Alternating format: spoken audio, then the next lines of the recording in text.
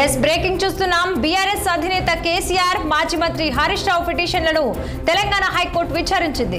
తదుపరి విచారణను అక్టోబర్ 7కు వాయిదా వేసింది. అప్పటి వరకు వారిపై చర్యలు తీసుకోవద్దని రాష్ట్ర ప్రభుత్వానికి హైకోర్టు ఆదేశాలు జారీ చేసింది.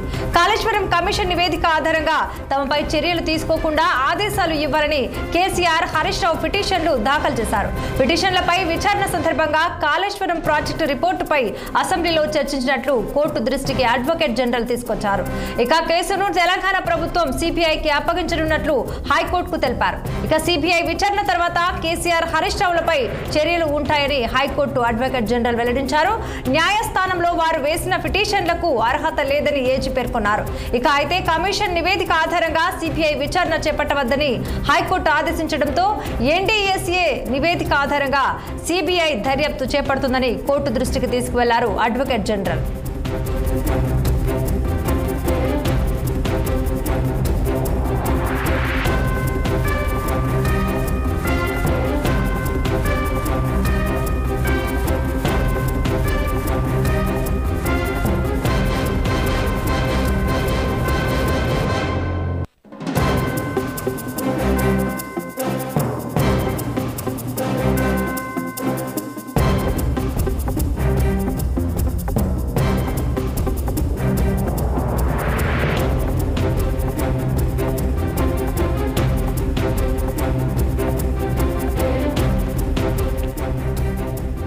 బీఆర్ఎస్ అధినేత కేసీఆర్ మాజీ మంత్రి హరీష్ రావు పిటిషన్లను తెలంగాణ హైకోర్టు విచారించింది.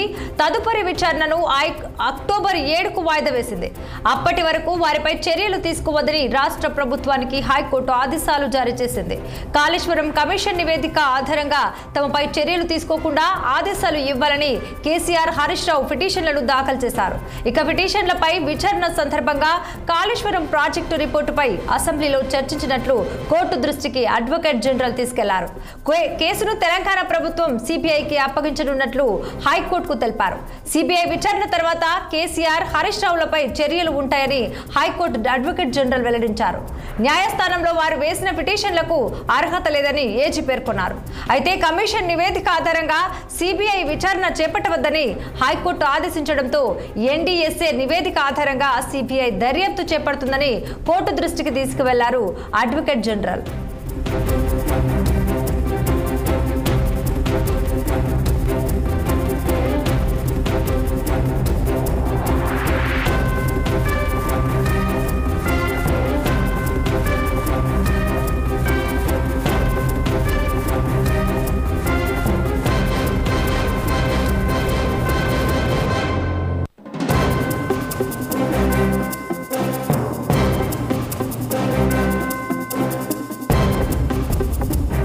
బీఆర్ఎస్ అధినేత కేసీఆర్ మాజీ మంత్రి హరీష్ రావు పిటిషన్లను తెలంగాణ హైకోర్టు విచారించింది. తదుపరి విచారణను అక్టోబర్ 7కు వాయిదా వేసింది. ఇక అప్పటి వరకు వారిపై చర్యలు తీసుకోవద్దని రాష్ట్ర ప్రభుత్వానికి హైకోర్టు ఆదేశాలు జారీ చేసింది. కాళేశ్వరం కమిషన్ నివేదిక ఆధారంగా తమపై చర్యలు తీసుకోకుండా ఆదేశాలు ఇవ్వాలని కేసీఆర్ హరీష్ రావు పిటిషన్లను దాఖలు చేశారు. ఇక పిటిషన్లపై విచారణ సందర్భంగా కాళేశ్వరం ప్రాజెక్టు రిపోర్టుపై అసెంబ్లీలో చర్చించినట్లు కోర్టు దృష్టికి అడ్వకేట్ జనరల్ తీసుకెళ్లారు. కేసును తెలంగాణ ప్రభుత్వం సిబిఐకి అప్పగించనున్నట్లు హైకోర్టుకు తెలిపారు.